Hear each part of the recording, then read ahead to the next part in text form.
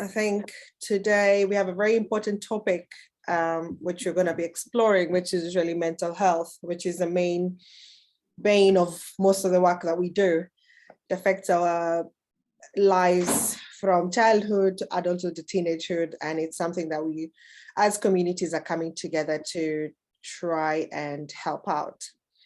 So as we wait for everybody else to come in, we'll just have a look at the pictures we have in front of us. And I think just based on the first green slide that we have, it's just mental health is real.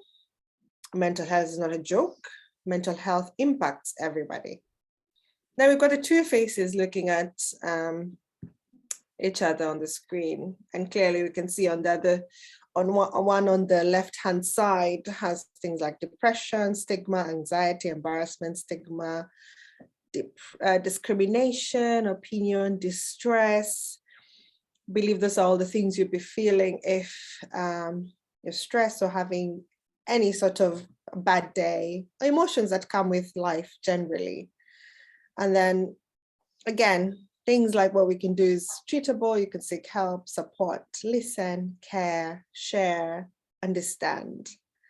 And it just told us how we can be facing all those things at different times, at different phases in our lives.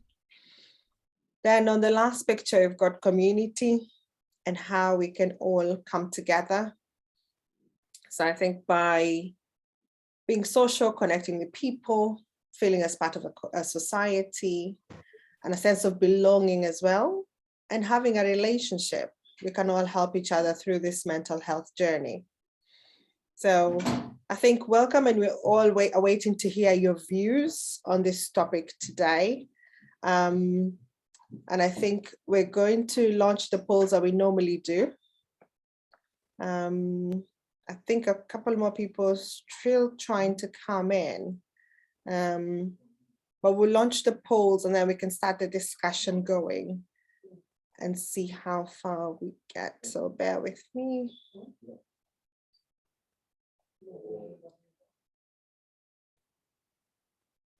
So for those who are new here, we normally do our polls on each topic just to gauge on our understanding on what we know about mental health. And then after that, we'll have a discussion about the feelings of the team. So hope everybody can see my screen, and welcome to take the polls as we wait for everybody else.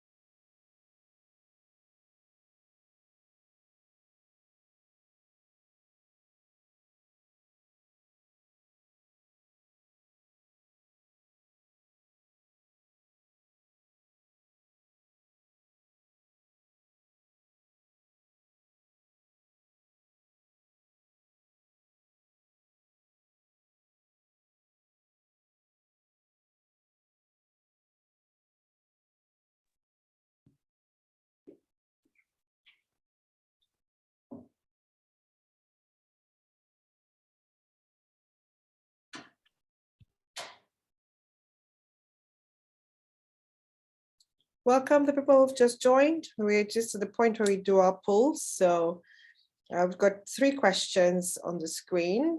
Feel free to fill that out, and then we'll have a discussion about exploration of mental health as a community.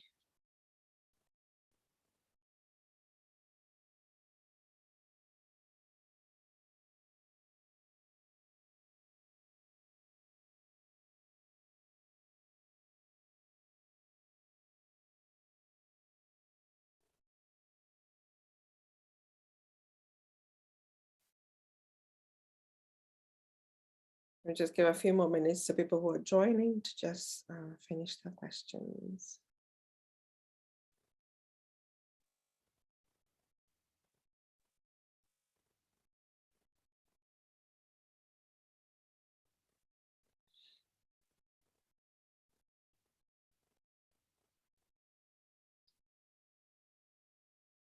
Okay, I think I shall end the polls.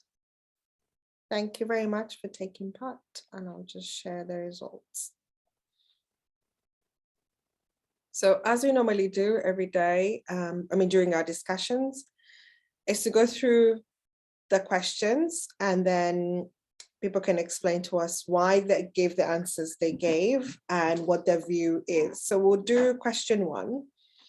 So how important is it exploring mental health as a community? So I see everybody put in 100%. And I just wanted to know what everybody thinks of it, or if you voted that, what your views are on that. You can either raise your hand, I can see you. You can use the reaction icons at the bottom, or you can just wave and you can unmute yourself.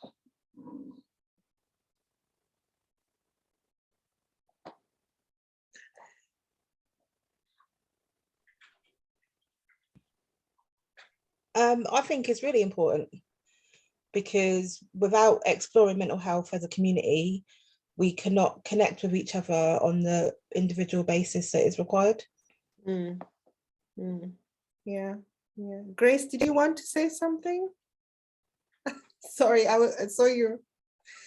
I just asked to unmute, so maybe you need to press something on your.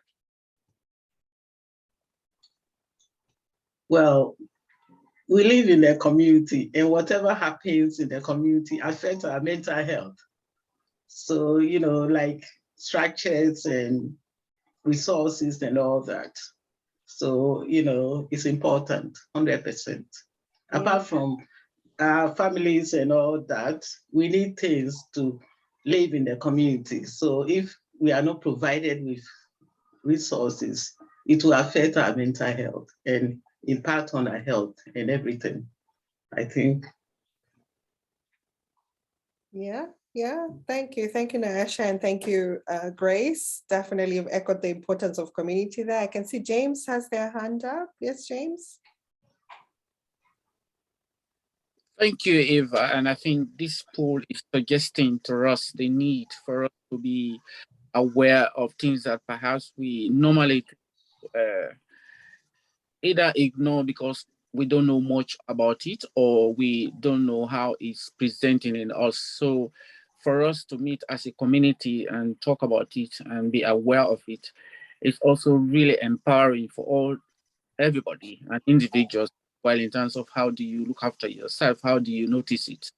In fact, when you talk about that need for us to meet and talk about it, it can actually begin to deprioritize the stigma that sometimes we hold, or values that perhaps might stand in the way when we want to talk about mental health problems, because it's really about educating us, but also bringing us together to understand that the more knowledgeable you are about your mental health problems, the better you are in terms of positioning yourself to either seek help or apply some self-reliant help. I mean, that's really a good thing. And I want to thank all of us for at least coming together to courageously talk about something that is a big taboo for a lot of people. Yeah, thank you, James. So yeah, thank you all for your feedback on that. And I all agree. I mean, as you all agreed, community is important. So I think we'll go to question 2. So mental health is common, and 75% of it starts before the age of 15. So I can see 71% of you agree. Nobody said they disagree. 29% said not sure. That's an interesting one. Be very good to hear what people think, and actually to get the real answer from the experts to know what age it actually starts up from. Any comments on what people put on this? And I'd be very interested to see about the people who said not sure as well.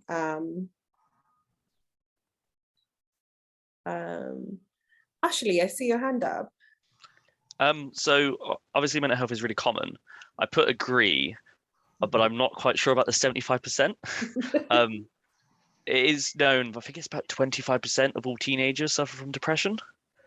So it is really common to be as a teenager. That's why I put agree. But I'm not sure about the 75% starts before, because it could depend. Something happens later in life that can cause it, but obviously childhood trauma and just the stress of being a child and being a teenager can have a big effect. Yeah.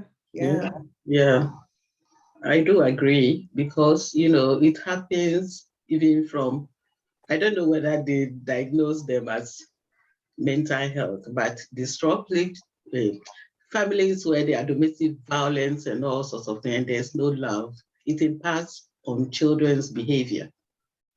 So their mental health, emotional health, and all that. I have referred children to CDC for whatever because of their behavior and all that. So it impacts, it affects children as well. Yeah. Thank you, Grace. Yes, Nyasha. Yeah, I think it's not always all down to like necessarily like traumatic experiences. I think sometimes it's something as simple as not being heard, and if they feel it's important to them, then that can lead to depression. You know, whether we identify that or not, you know, because it can be hard to identify when people internalize things, which is also quite common in children as well. Yeah, definitely. Could be a marge of reasons. Yes, definitely. It would be good to hear from one of our professionals, Cicely or James, and it actually did point to this. I mean, we've agreed many reasons, but is the statistic correct? What is the feedback on this one?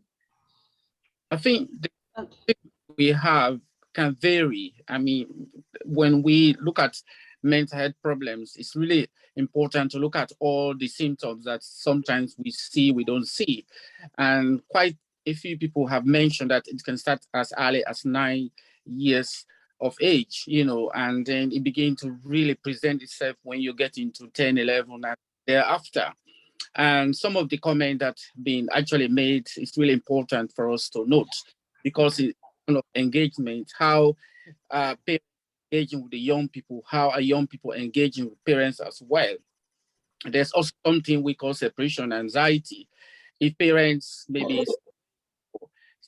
are removed away from the child, particularly for some of us who move from Africa here and then leave the kids behind, and that separation can also cause a lot of anxiety in them in terms of, and that can begin to suggest their own mental health problems, you know. But there's a whole lot of research around what age, what time, and what are the different symptoms. There's also what we call social anxiety disorder, where kids tend to be very shy. And we think it's just shyness, but it might be the beginning of some kind of disorder. So there are a lot of work being done in indeed, like the work I do. For example, if you look at talking therapy alone, last year we received like 20,000 referrals for depression and all the rest of it. And some of the symptoms were depression, anxiety, stress, sleep difficulties, long-term condition, you know, and all of those things, you name it.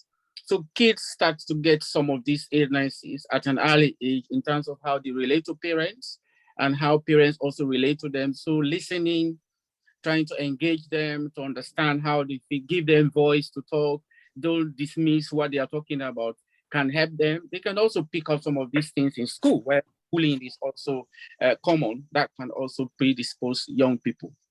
But conversation is really good. And I think that's the only thing I can add at this point. Thank you, James. I see Prudence has their hand up. Do you want to add something to that? Hello. Yeah. I agree with the previous speakers, and I probably would like to say that just from a personal assessment and personal experience, I think we're all limited with 5 senses. We are born with 5 senses only to help us cope with challenges in life. And how we can cope depends on many factors which have already been mentioned here. It can be the family setting, all kinds of reasons why the situation can, like somebody has said, all kinds of reasons why the elastic would finally break, how much someone can be stretched, because we've all been given the capacity to actually deal with a number of issues, but then for someone to actually reach a stage where the elastic has broken, there must be a lot of factors that have come into play, perhaps from their childhood. Yes. Yes. Yeah. Yeah. To add on to that, actually, and all those explanations are valid, and the 75% is actually the average. They say about up to 14.5% of young people, that is the average age at which mental health starts. Right. And these standards are always, evolving, or more standards are always being done on that. And we know as early as 9 years, we have mental health starting, but the 14.5 is the average, which is 15 years. And if you think about the 75%, that's quite a huge number. And that goes to say early intervention is very, very key. Otherwise, when it is left for a long time, then it becomes difficult to, to manage it. And there is a lot we can talk about on that area. So it's important to know that young people need the support as early as 9 years. But 14.5, which is 15 years, is the average age. Thank you for that, Cicely. I see Prue and Nyasha. Is that fresh hands or? Yeah, mine is a fresh hand. Okay. Yeah, thank you. Yes. Sorry. Oh, sorry. Oh, yeah, no, so I'm thinking, so those numbers, like they give us the statistics of the ages that we discover those things, but because it wouldn't be looked at any earlier than those ages, it doesn't mean that it's not there, especially when you're being born into families that already have mental health issues, where there is domestic violence or where there is trauma. These things come into play a lot earlier than people give it credit for, and that's why so many children are hard to reach by the time they get round to being noticed and diagnosed. And then that all has a knock-on effect for everything and everyone else. Yeah. Yes, definitely. Yeah. And as I keep saying, we just have to keep getting more statistics, and I can Cicely's come in to react to that. Thank you. And it's purely because also on that, there is another important question that is always asked. Why is it in the young people's services, we don't have many, people from the BME communities, but in the, inpatient services, for the adults, we have the overrepresentation. Very difficult question to ask. And if you think about it, if you look at the parenting side of things, the way that BME does it is we rely so much on we are so religious, so faith is very, very important. And so when it comes to young people, they will bind to that, and they'll be, into church. And when it comes to matters of discipline, parents have a lot of input into that. But when they get into adulthood, things do change. So up to 18, perhaps very easy to contain them, but after that, things just change. And that is one of the explanations as to why we have the overrepresentation. And again, these are studies that have been done. Thank you, Cicely. I see James' hand is up for that reaction on this as well. Yeah, I mean, just to add to what Cicely was saying, and indeed what everybody has mentioned, is also delay recognition and also delay assessment and delay acceptance. For us Africans or the Afro-Caribbean, we normally tend to either through ignorance or some time we don't have the time, because if mom and dad are doing 24 hours working consistently, so they're not going to be able to really monitor the young people in the house to begin to notify some of these things. So in addition to the religious component, it's also about our help-seeking culture as well. Are we willing? Are we ready? Are we able to take the child to a GP just to look at what is happening? If behaviors are changing, are we able to recognize it? Do we begin to understand that this behavior is different? It's not a usual behavior of my child or my daughter. So sometimes we don't really manage these things. And as a community, sometimes we believe that as a community, there's going to be somebody, an elderly person with some kind of advice, and they will advise for you to maybe take your child or maybe pray over it and some of those things. So sometimes we can even contact elderly family back in Africa to pray for us in this country. You know, so all of these things can delay. By the time our young people are either 12, 13, 14, it's too much in terms of the mental health problems. That's the reason why we find them a lot in acute setting or those psychiatric settings, that we find that why is it that the proportion is so big for us, and their treatment is normally quite heavy compared to the white counterparts.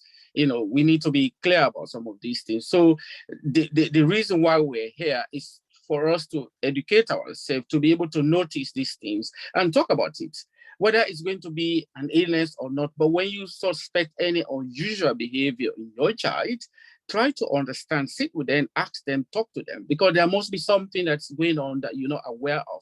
So it's really important. So these are some of the reasons why the proportion can be imbalanced. In early intervention, you go there, you don't see us there because we're not seeking help. We can seek help, but through faith or elderly community members or other means. So it's really important for us to begin to understand, where do you stop?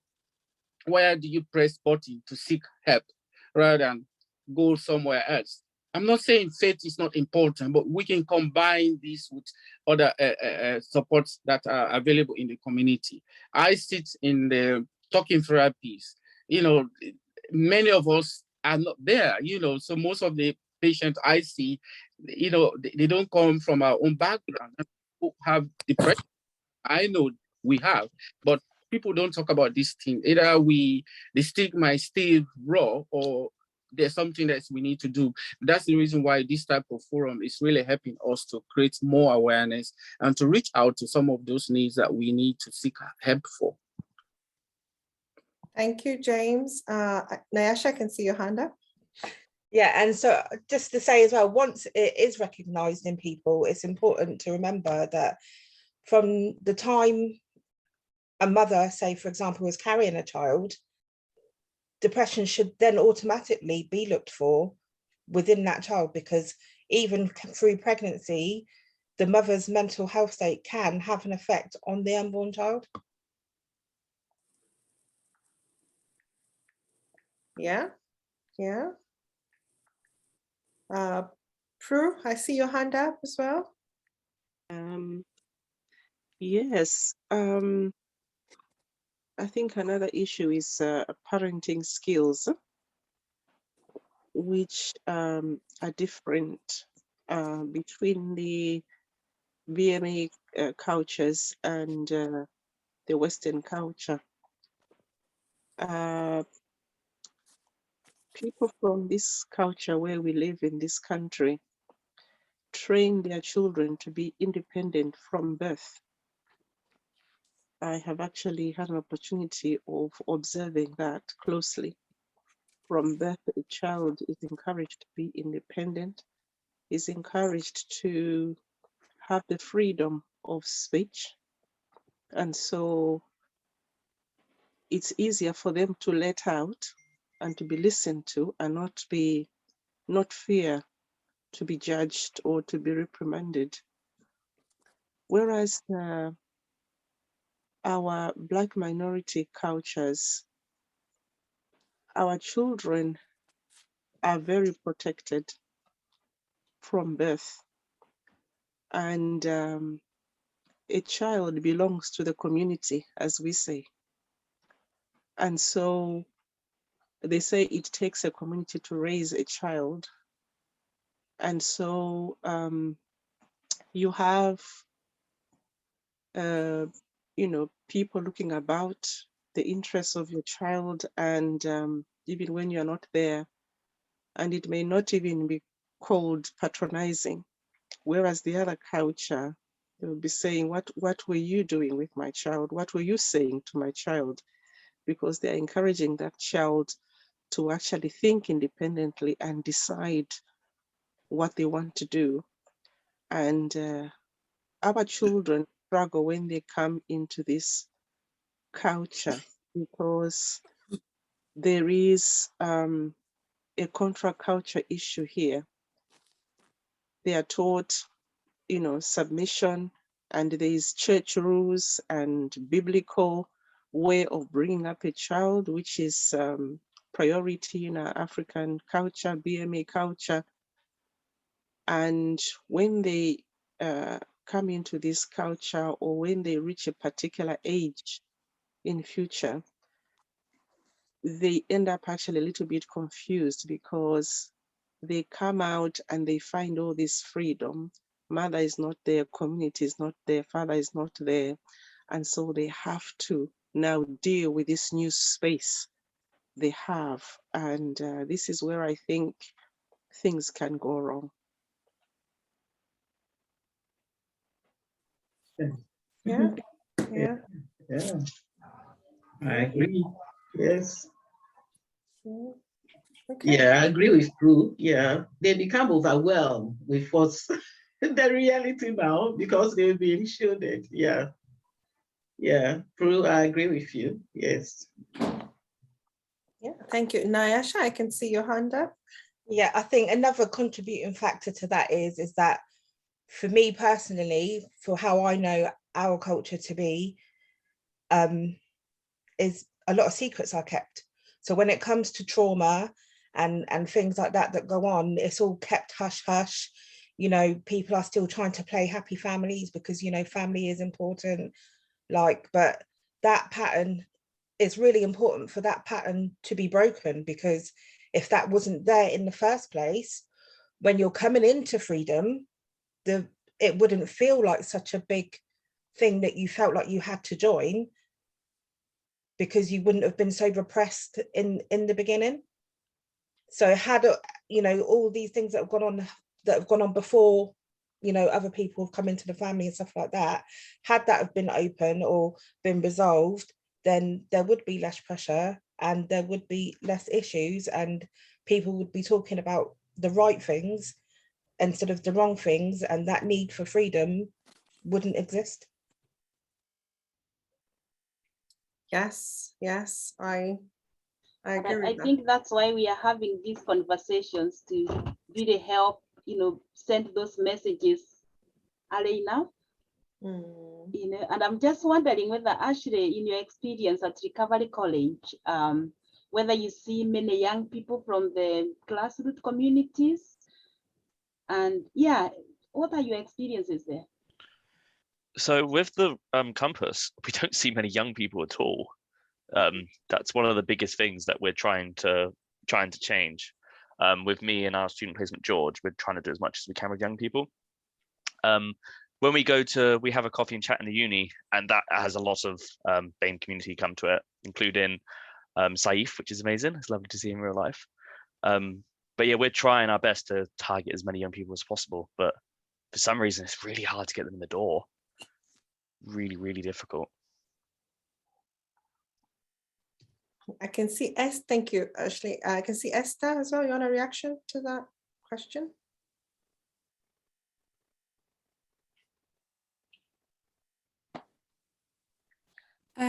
Yes. One of the points that I just wanted to raise with the young people has been raised in terms of really accessing them and also being there for the support.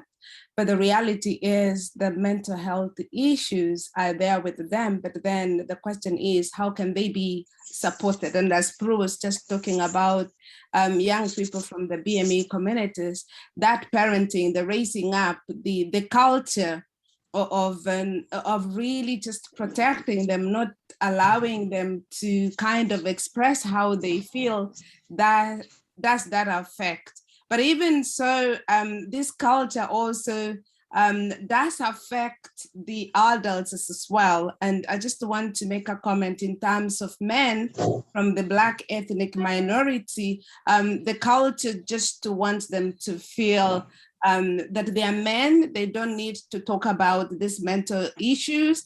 They need just to internalize. They need to be strong. They do not need to say it out or cry out.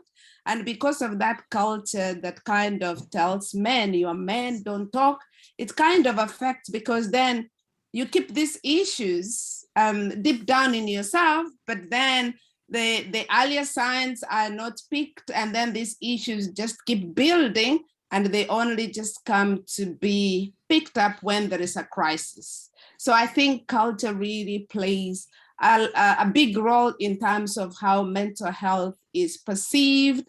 It's a taboo, people don't need to talk about it. But I think what we're saying here, we need to talk freely about what mental health is, how to identify early signs, how to support people, and people to accept that, yes, mental health is not madness. You can be supported and you can live your full life. So we need to normalize the talks on mental health. Thank you. Thank you, Esther. Prue, I can see your hand up, and then Asha can come in after. Yes, thank you for that, Esther. In my personal experience and in my work, I mean, I've recently been doing a placement. I was doing so I was doing a placement with Bracknell at Wokingham College, and I was more interested in the SEND department, special needs department. And actually, I've been quite disappointed because, going back to what Ashley has been talking about regarding the Recovery College, my experience in observing these classes, well, at least one particular one that I observed, I'm still, going through the others. There's one special one I observed, and there were very few or none BME people. And it's mostly, indigenous people from here. And they are learning skills that would actually support them in future. And they are allowed to come in with their carers. They are allowed to come in with somebody to support them. They do baking, they do cooking, they do crafts work, and all sorts of things they do. But I was saying, where are my people? I was talking to myself. And part of my conclusion really is that there's a stigma in our community. People don't want to accept that they need help. Whereas in this country, people do accept when they need the support. And it's built into the culture because where we come from, we don't have a social welfare system. So it's not something that we are used to. We are used to dealing with these things in our communities. Whereas here, all this support is embedded in social services. And so there's ready support and people accept this help and they go in with the support. So there's regular, every week, or the place, actually Bracknell and Wokingham College, I think they are specialists in dealing with students or young people who have these issues. And the age group, actually, I've come to realize is, say, between perhaps 15 years to about 30 there. And I can see that these young people are being prepared for life because they are being taught life skills. I've been interviewing the teachers. So perhaps, it's something that Ashley might want to perhaps explore to see what they can actually adopt from Bracknell and Wokingham College. Yeah, they are very, very qualified to deal with this situation, and there are a lot of young people. And if you go there during lunchtime at Bracknell and Wokingham College, you'd think the whole college is for special needs people. You would actually be shocked. They are dealing with this matter, and everybody's excited. You see people who are in all sorts of shape and form during lunchtime, and you know that these are people who have special needs. So I just wanted to emphasize the fact that BME communities find it hard to accept outside help because of our culture. Whereas here, people know that social services is there to support.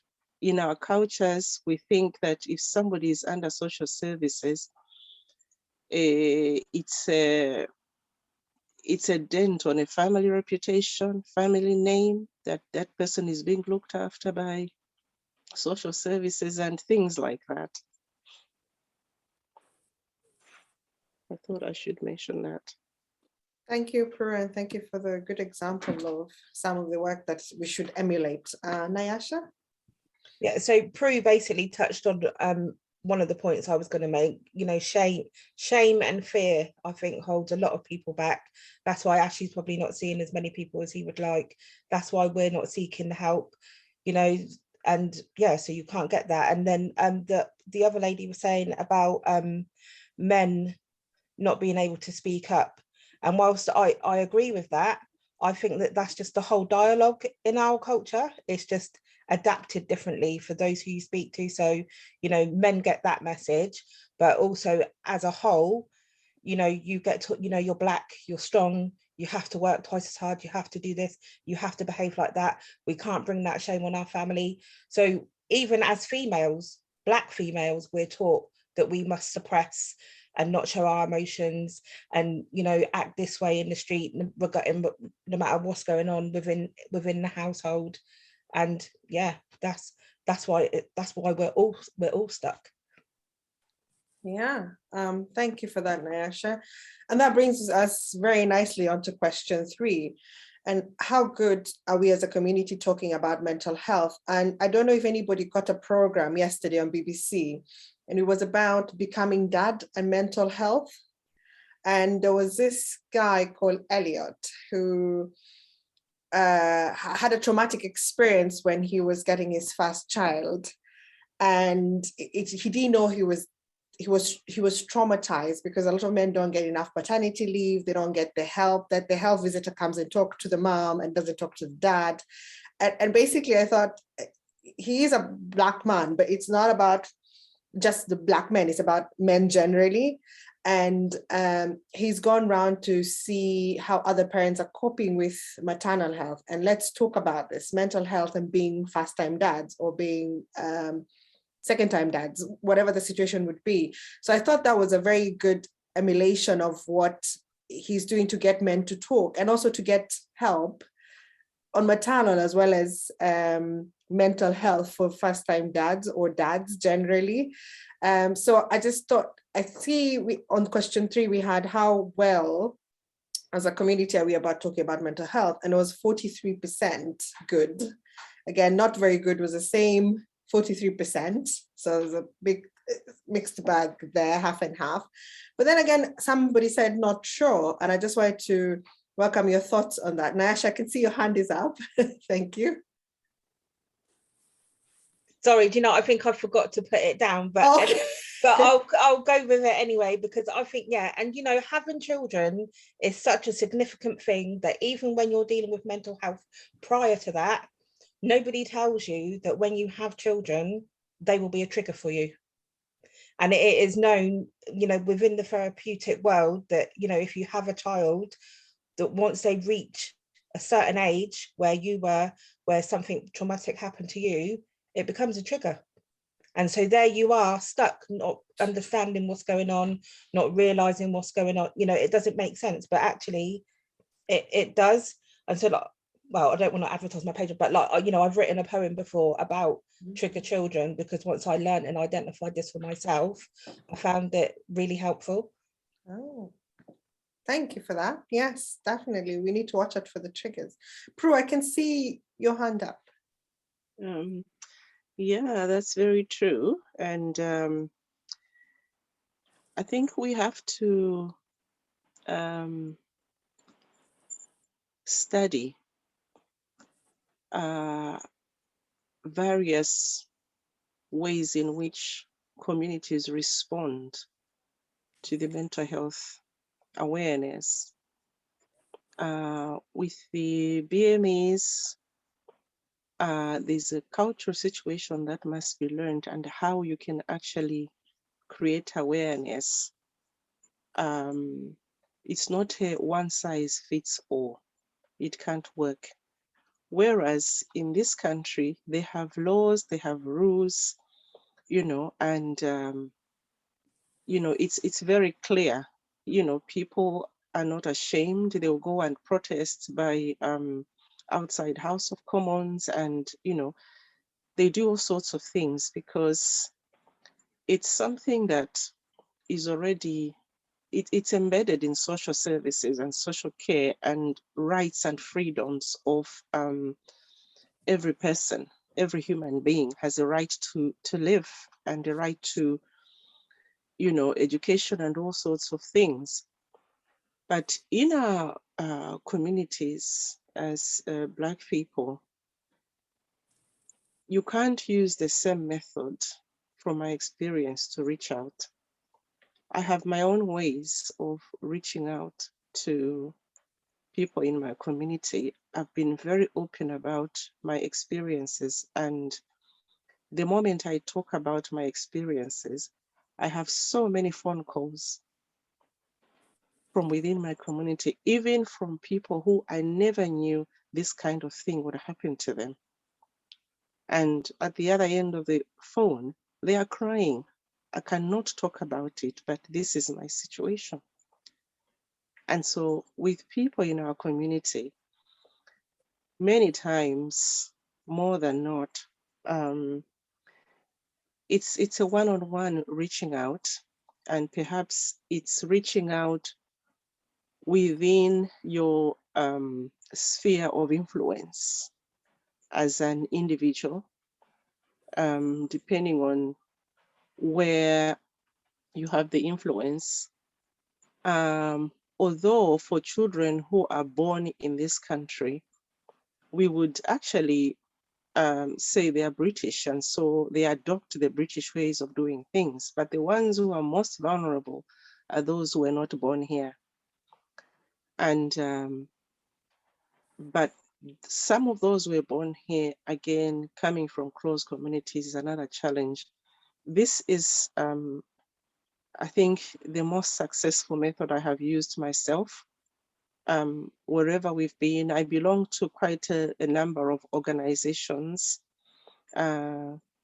where I'm trustee, and I'm now influencing policy, strategy, you know, operational plans for some of these organizations from a personal experience, because you really can't use a one size fits all for the BME community. We come from a very diverse continent, Africa, very diverse BMEs, you know, some of us are Caribbean, and so we can't just use the same methods, say for Caribbeans towards you know, Africans, and we all brought about in a different type of community.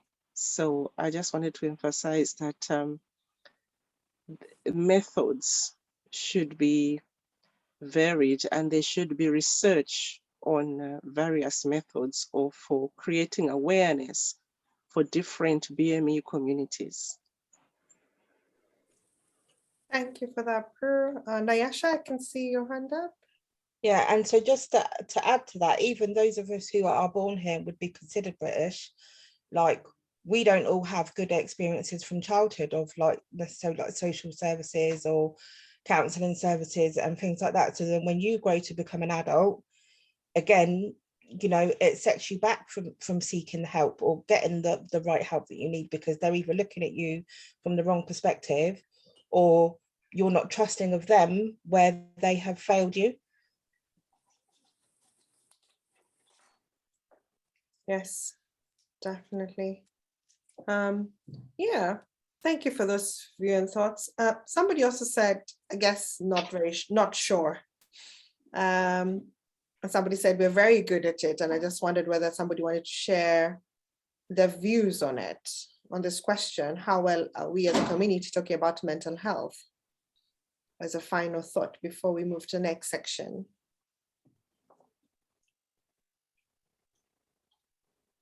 No. Okay.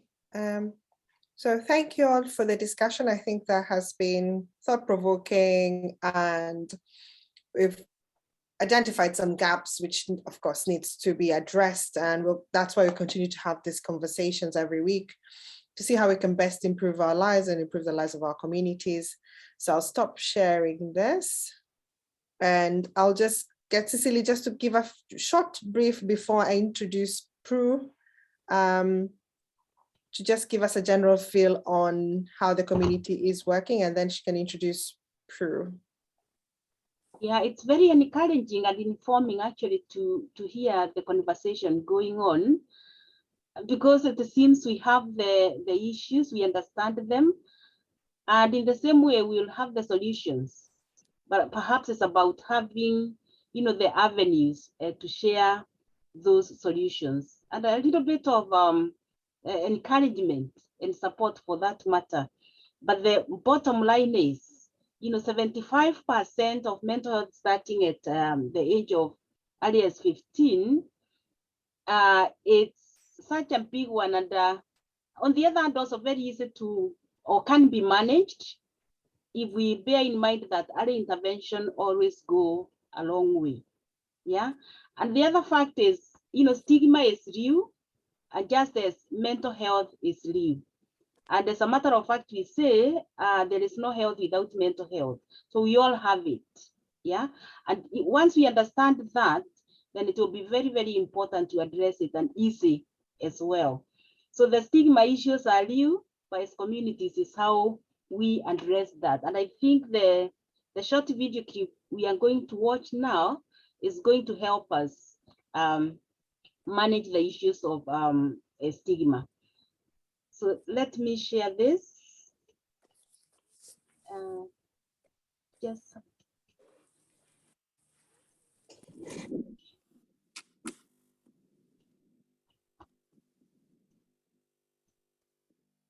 All right. Okay, I'll need to stop first, then I come back.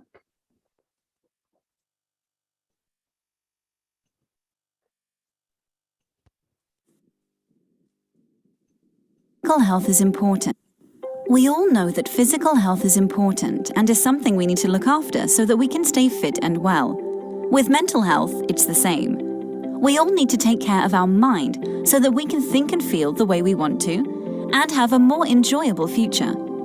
Mental health is about looking after our thoughts, feelings and emotions so that we are well enough to cope with everyday life and feel content with our relationships, our abilities and our potential. It can seem more difficult to look after our mental health than our physical health. And some people think you can never feel better if you have a mental health problem. But that's not true. If you have a physical health problem, like an injury or illness, it's possible to get better and feel well again. And it's the same with mental health. You just need to talk to the right people and ask for help. Sometimes the stresses of life can affect our mental health, and we don't feel we can contribute at work or in our community the way we want to. It's okay. Everyone can have a bad day or feel bad for much longer periods of time. There are lots of things about life and work that can affect our mental health. You may feel unwell because of stress at work, or maybe you're feeling low after losing someone you love. A traumatic event, a physical injury, or taking drugs can also affect your mental health. You might feel anxious or low, or just want to hide away.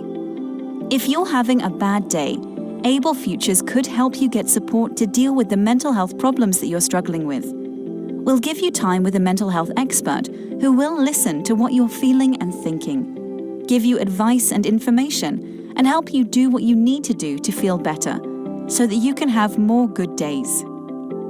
We can help you. Okay, so is that just a short video clip there to show that it's okay not to be okay? It's perfectly normal, and we don't have to hide away.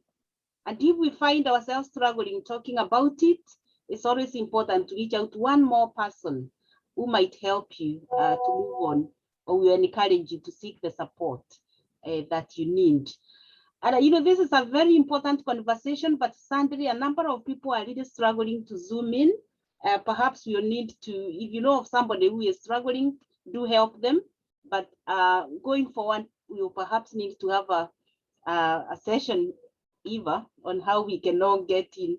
Otherwise, I've tried to explain as much as I can, but I don't seem to be getting anywhere with those who are struggling to come in. But it's a very, very important conversation, and this is why there was that huge interest.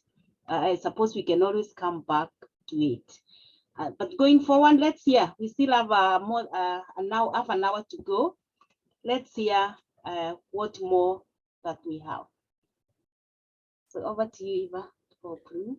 Thank you, Cicely. I think, so before I bring in Prue, Ashley, do you have some updates for us at all?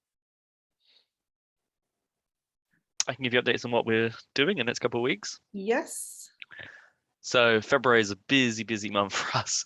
It's when it all kicks off. So starting next week is actually my workshop. So I'm autistic. So I'm having a workshop for autistic adults and people that look after autistic people to come together to talk. So that's starting next Wednesday, which is amazing. We have our theatre and creative writing coming up. So we work with Reading Rep Theatre next to Reading College. So it's a chance for people to go and just be expressive, because we all know that doing stuff to be expressive and to show your worth is so good for your mental health. It doesn't all have to be talking about depression and talking about anxiety. It can just be doing something that's fun. And then on the 15th of February, we have our wellness planning for carers. So it's aimed at carers and how they work day to day to be able to look after the people that they love. So that's our next couple of weeks coming up. Thank you for that, Ashley. And if you could put some details on the chat for us, I'm sure some people might be interested, and I think it's great work, and we'll try and also ping you on Twitter to share what you're doing as well. Thank you for that. Prue, just want to welcome you to give you a few words for today based on your experience and your learnings, please. So, and just before Prue comes in, I meant to ask everyone to help us collect deal with the language that we use when it comes to mental health. And we are all from different nationalities here. And I'll kindly ask you to use the chat function to put down the word that you use for mental health in your language or the language that you know of. Please put it down, and all that will be collected, and we'll put it, we'll bring it together and share it at some point. Thank you.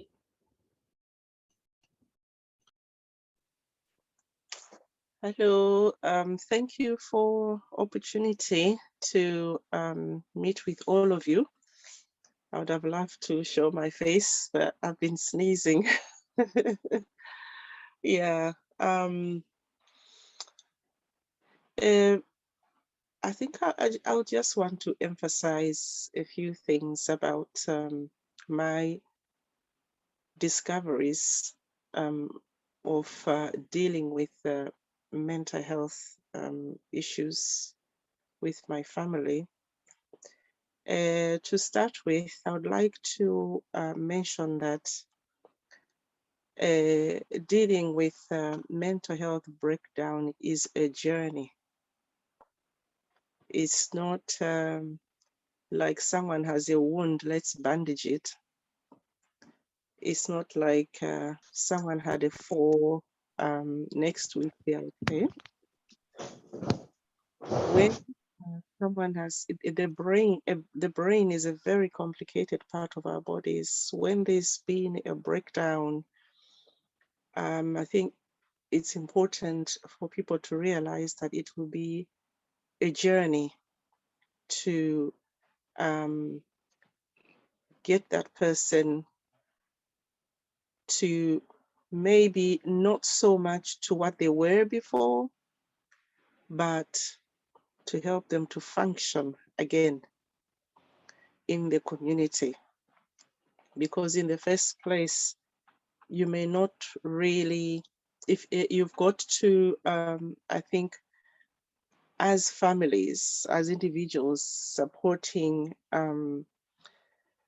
someone, a client, you have to learn to limit your expectations because it affects the patient, because you can easily put pressure on an individual to recover because there is no time element to each individual. Each individual recovers whenever they do, depending on the right kind of support in place, depending on how you accept it as a family, as a community, how you accept them. If you continue rejecting them in different ways, like say you go to church with them and already they are put in a separate group, they are not allowed to be together with everybody else, and then because people have all sorts of beliefs about mental health, they don't want to sit next to that person. There are all sorts of reasons that can affect the length of time it takes for someone to recover. But the most important part is if that person has a family, the family must work at some stage coming out from denial to accepting that this thing has happened. And so somebody has said, what happens to you is not as important as your response to what has happened. You can't change what has happened, but you can change your response and you can change the future and the direction. And so talking from experience, dealing with mental health issues requires a multidisciplinary approach, multi-sectoral approach as well. And no man is an island, as they say. It's very, very important, I think, to recognize from the beginning that you are not alone in it. The moment you want to be alone on this journey, you will actually, as the carer, you will actually experience a big problem. You might end up with a breakdown yourself. But it's important to recognize that the mental health challenge of your child or a family member is a community problem. I think I really want to emphasize that. It's a community problem because it's not just your family that will be affected, it's the whole community where you live that will be affected by the breakdown of your family member. So if it's a community problem, it will require the whole community to actually support you on this journey. So shying away from the community and trying to deal with it on your own is actually not helping you and your family. We are in this culture where people are very transparent about things that happen to them. Whether you admit it or not, people are still talking in the background that there's really something not right. So whether you hide it or not, you're not helping yourself or helping your family member, because it's clear to people, but you're not just coming out in the open. So my experience with the success that I've had dealing with my issue is to accept support from the community. Obviously, it's very helpful. Social services is very helpful because it's a point of reference. You know, you are referred to all kinds of services. And again, I wouldn't like to lie to you to say that the system is perfect. The system is not perfect. It's a developing system. So again, we shouldn't go out thinking that once you're connected with social services, the whole situation will be resolved. No. You are going in. For me, I went into social services to improve the system using my own experience. And there is actually case law about my family and social services. I went in with a voice to say, no, I don't think this should be the way you should deal with this. No, I don't think so. I agree with this, but not with that. So as a result, a number of things have changed in the way social services deals with people from my community. And I don't talk about it because it's not necessary. It's just good to see that people from my community are being looked after in a certain way, and you know the background to the whole story. It's not for you to blow trumpets. But again, I'm a Christian, and that is important for me and my family. And I prayed to live in an area that is safe for my family. I realized that certain areas actually would actually create a bigger problem because of vulnerability. I prayed for God to move me to a particular area because I know that in that area, mental health services are very developed. And I would like to be very open here that mental health services differ from place to place. And I had this journey of over 20 years to discover some of these things. And it's not my business to go out and say, this is what the situation is in Britain. Some places are like that. No, no, no. Mine is to just bring out the issue and see how other people can be supported. And I wanted and my family to move in a particular area because the area is safe, and the area is, I can be very honest here, it's a very white area where nobody's embarrassed about mental health. And it's an area where my daughter is, I don't have to tell people that this is a situation I have with my daughter, no. People, when you live in a particular community, they get to know your ins and outs. And so because of the amount of support that she gets, people who come in and out, it's a known factor. And we have lived in this area, I think, for about 5 years now. And I can go anywhere. My daughter can go anywhere locally we don't feel the stigma, we don't feel insecure, and actually we feel more secure because the area has all amenities that we need. So we walk down to supermarkets everywhere, so they know us. And that's how I've dealt with it personally. If, say, my daughter goes somewhere and perhaps she came across in a particular way, somehow, the way life is, somehow, oh, is this your daughter? Yes, she's here with us.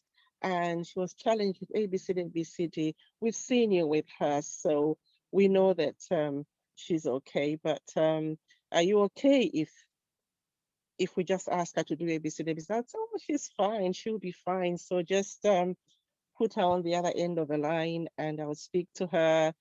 And by the time I know it, she's back home. So we feel very secure where we live, and charity shops everywhere. And to be honest with you, from the time we lived here, well, I would like to say that she was in rehabilitation for about 5 years. She came here to study medicine in this country, but 6 months down the line, she had a mental health breakdown. Nobody knows what the cause was. It's maybe this, maybe that. So at the Prospect Hospital, the last meeting was a very high-powered, meeting where authorities were saying, this is how best we can get her to be. We don't think she'll be able to function better than this. And I put on my spiritual cap and I said, thank you very much. I needed to hear this because I'll take her to the one who can actually take her further than what you have done. And everybody was looking at each other. It's like, what is she talking about? Which doctor is she going to, visit?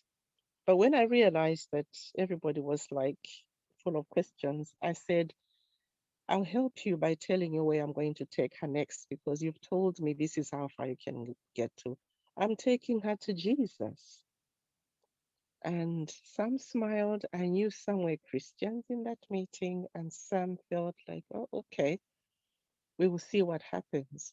From Prospect Park, she went in rehab. From rehab, after 5 years, I insisted she comes back home. Again, that's a voice of a parent, because we had all these immigration challenges. And when we finally came through, we got our leave to remain and everything. And they said, oh, she's an adult now, so she can get into her own accommodation. I said, no. She's got to come back home. She needs to relearn skills of how to live again. And they insisted in many ways. I said, I'm sorry, no, she's coming back home. That's how she came back home. And she came back home, she started learning various skills, again, cooking together, doing all sorts of things together, getting used to the community, and, stability has helped as well, being in one place, because we did a lot of shifting around many times. But her having her own bedroom, her own space, and just the rest is history. And people who meet her now from rehab, they get shocked, because from a person who they said may not function better than the time she was discharged, she's now pursuing a career in accountancy. And she has cleared 2 levels of accountancy. We had to start basic, because I'm an accountant by profession. And I thought, if she did something that I know very well, I can step in at home. My dead husband was an accountant as well, and I thought, well, this is our trade. And so she started with City and Guilds.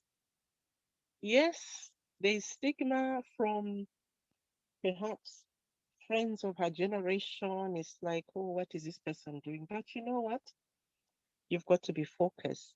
You've got to strategize, and you've got to treat your family member as an individual project. You don't mix it with other projects. That's a project. And so at the end of the day, started with City and Guilds, and now she's pursued a career in AAT, Association of Accounting Technicians, which is very shocking for many people who say she couldn't go beyond. So wearing my Christian cap, I would also say, who has the final say? It's not the doctor who has the final say. When doctors give you a report, I think it's important for you not to be disappointed by the report.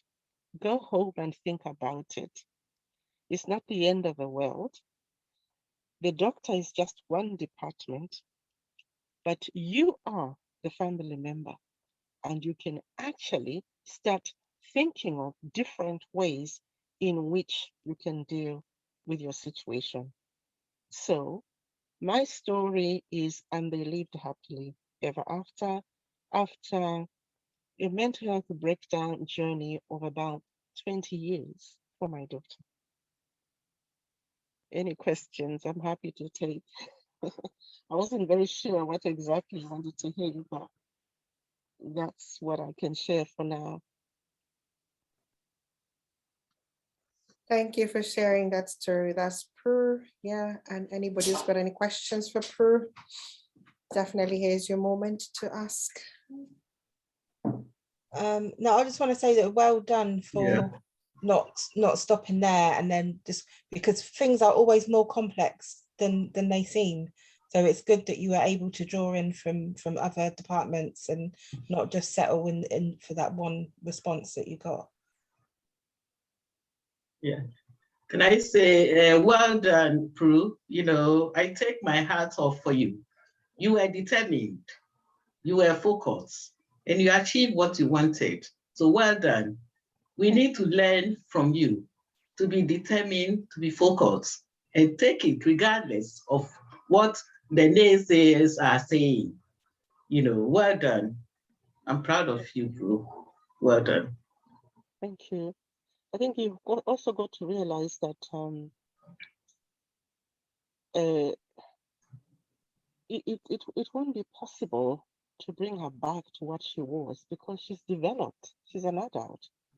She had a breakdown when she was 16, but she's now 34 years old. If the doctor said you broke your limb when you were 16 years old, can we give you back the same limb? You would say, no, it won't fit, isn't it?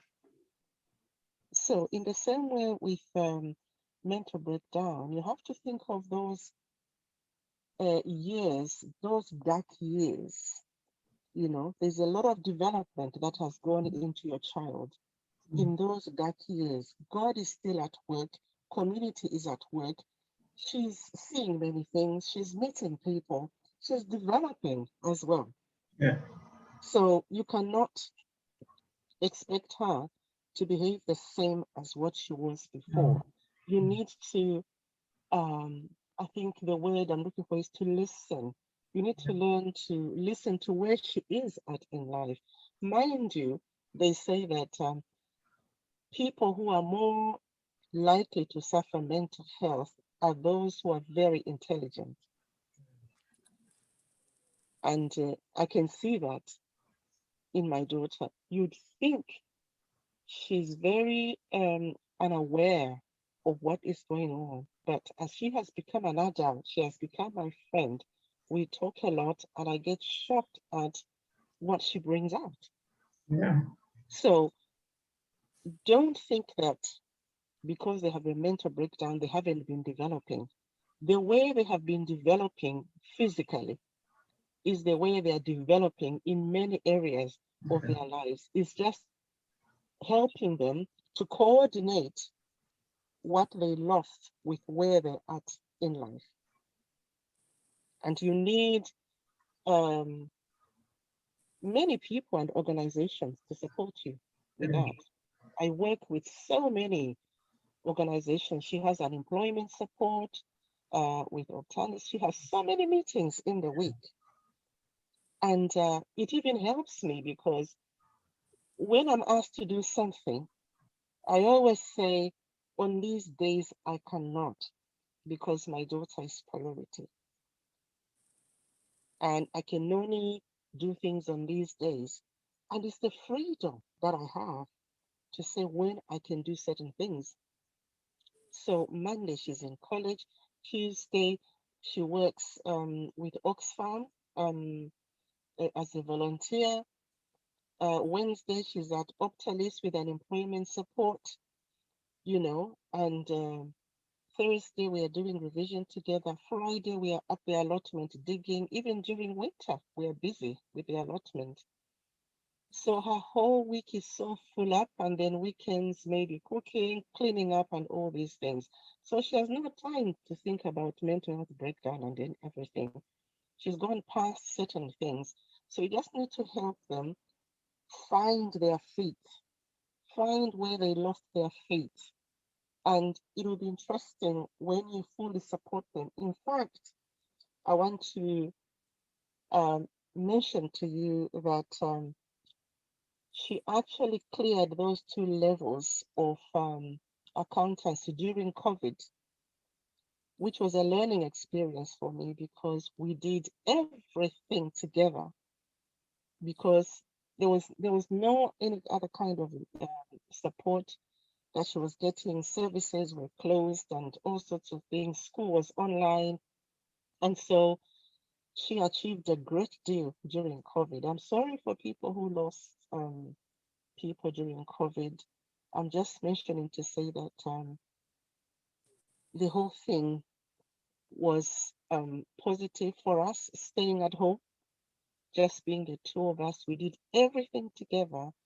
And as a result, I realized that that is the empowerment that she needs. She needs just to know that there's somebody all the time. So yeah, it's a journey, but you need to be researching and you need to give them the space to be who they want to be, because now that she is doing AAT, she's only dreaming about accountancy. In the middle of the night, knock, knock, knock, mom. I was just thinking, if I finish AAT, what level? Can I do ACCA? Can I do SEMA? She has all these dreams coming up now. And I have a good night's sleep because it's success. Someone is not thinking about the breakdown. They are thinking about their future. Yeah. Thank you so much for sharing with us, Prue, and for showing us strength. And as people echoed, well done. And yeah, true example of what we should try and emulate. And community, no man is an island, as you said earlier. Thank you for that. I know time is we're about to finish our meeting, but I'm going to bring in James just to give us our final word for the day. And then I think we should be gone. I hope he's still on this call somewhere. Oh, has he left? James? I think he might have left. So if he's not here, I'll get Cicely then to give us our final words. And oh, maybe he's coming in. Don't apologize. Maybe let's see. I think we are having all sorts of problems with Yes. this new system. Yes. Yeah, James, are you back? Yes, I'm back. Oh, Sorry. good. We're having all sorts of problems. Yeah, but it's all good for us, isn't it? It's all about problem solving. Yeah. Yeah. So I think it's been a wonderful, wonderful experience. The information we have received about how our sister coped and her experience that she's been able to share with us.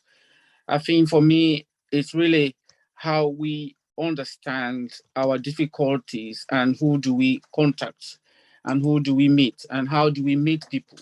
And I think the process there really for her is about that openness, but at the same time, the ability and the willingness to take control over her own circumstances, indeed, of the family as well. So it will be very, very difficult for me to add anything to that.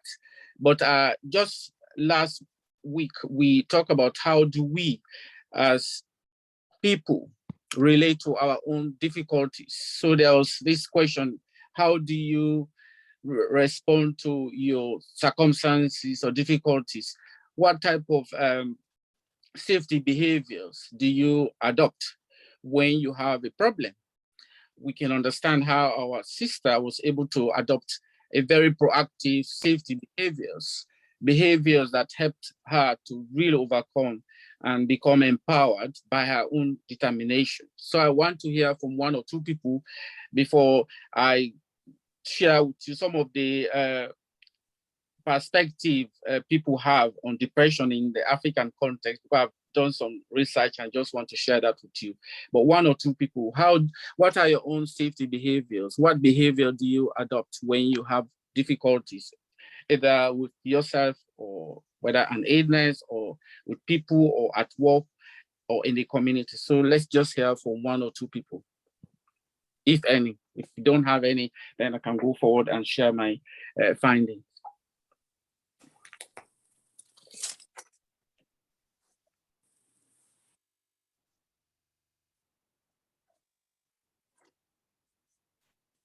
Ashley has his hand up, James. Okay, yeah, I can't see the hand, but yeah, go ahead. One big thing I do when my mood gets really low is just try to remember that I have people around me that love me.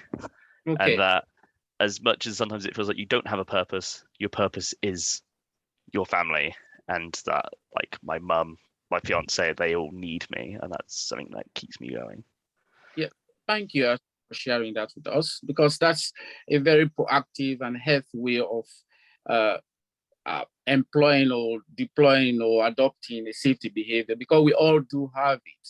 And like so many speakers earlier on, we mentioned about what happened to you is really not what is important, but how you relate to it. And Albert Einstein said, we people, we are not disturbed by the things that happen to us, but the view we make of those things that happen to us. If something happened to you, think that this is going to destroy you, then the behavior you're going to adopt is one of defense or avoidance, so that that particular issue cannot break you down. But sometimes when we approach them, we challenge them in terms of our thinking around those things can be quite helpful. Yeah, that's a very good way of reacting, responding to any situation. Yeah. Any more information? Yeah. Sorry, I was gonna say mine, but Nasha can come in after. I tend to keep quiet and I shut down, but what I realize is I go now for a walk, and that helps me now come back with a bit more talkative mouth after that. So yes. Yeah. I think sorry, James, I'm gonna get Nyasha as well, and then you can come. Yeah, so I either go quiet or I listen to music, because I don't actually have like a support network, so I rely very much on myself. I mean, these are all important elements that we all use. Sometimes when we look at quietness, it's really about what are you doing when you're quiet? Are you reflecting? Are you going through a thing, which is different from rumination or procrastination? Because when we ruminate, procrastinate, that can also of this. So basically what I'm trying to do now before we get out of this place is I've been looking at depression in particular, and some of the perspective I actually have is, for example, in North Africa, depression is described as madness, being lazy, craziness, mystery, state of sadness, and despair. So just imagine all of these things happening to you. If you're not aware of them, it'd be difficult for you to really understand what is going on. And when we move across to West Africa, depression may be described as broken heart, tormented, breakdown in the system, possessed by a devil or a demon, madness, confused, and lacking in focus. And also, it's like a burdened heart. My head has a problem, and my heart is spoiled. So these are some of the terminology we use in West Africa to describe depression. So imagine, what are yours? How do you describe it? Because there's no name, apart from what is actually happening to us. If you move across to East Africa, we look at depression as madness, craziness, dull, sadness, old, senseless. You are mad, thinking too much, tired head, tired mind, pain in the head, and sickness of the soul. So these are some of the things that people mention. And even when I contacted people, I've spoken to people individually, these are some of the things they tell me. And if we move down to South Africa, depression is described as problem of the heart, sickness of the head, craziness, madness, possessed, or cursed, or lost.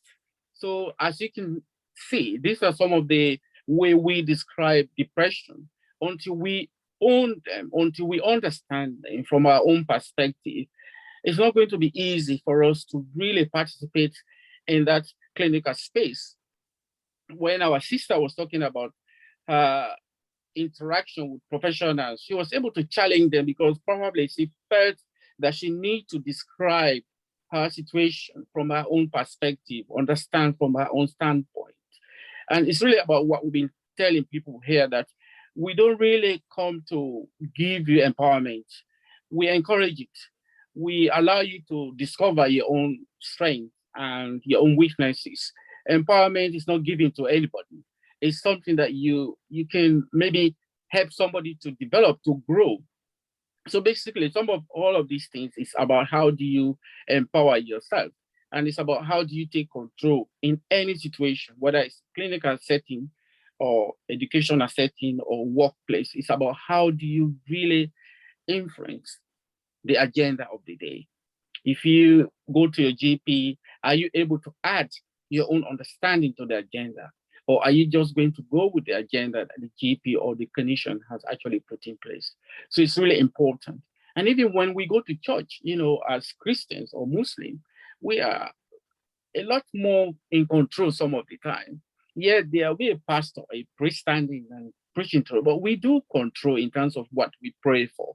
We go already predetermined, pre-planned in terms of what I'm going to pray for this Sunday or this Saturday or whatever. So it's really important for us to apply the same mechanism to when we are unwell and when we are dealing with professionals who are dealing with our cases. So it's really, it's been a wonderful, wonderful afternoon and morning in terms of what we've been able to share. But what I would like to leave with you with is really about how we can manage to seek help when there's a need, and also the courage to be able to minimize the stigma around mental health issues. Because the reason why this is important to us is because when we minimize the stigma, it can actually empower us to seek help and to look out for support. Because sometimes it's that stigma that is holding us back, And also, how do you really determine what you want to achieve? Because recovery is not like a straightforward thing. It's not linear. It's full of ups and downs. Sometimes you go through sharp bends. Sometimes you go through very straight road. Sometimes you go through ups and downs, bumps, and all of those things. But at the end of the day, it's the consistency that you put in place, the discipline around what you want to really work on. Exercise, good diet, good thought processes, connectivity, whether you are alone or not, it's really about how do you connect with your community, with the outside world, and even with yourself. What thoughts are you managing? Are they negative? Are they positive? How do you deal with stress? How do you recognize them? How do you know that your stress bucket is filling up or is empty? Or how do you recognize that somebody's stress bucket is also having an impact on you? Because we interact all the time with other people, with ourselves, within ourselves, because we have what we call inner critics, inner voices are telling us that maybe we are not good. And it's really important for all of us to start to walk around this thing. I know a lot of you are doing it, but it's really important. So the homework this week will be really around trying to understand what your own thought processes might look like when you are in any situation that is causing you stress. What thinking are you experiencing? And how do you deal with it? How do you manage it? Does it ask you to do anything, or do you avoid? And if you avoid, what is that about?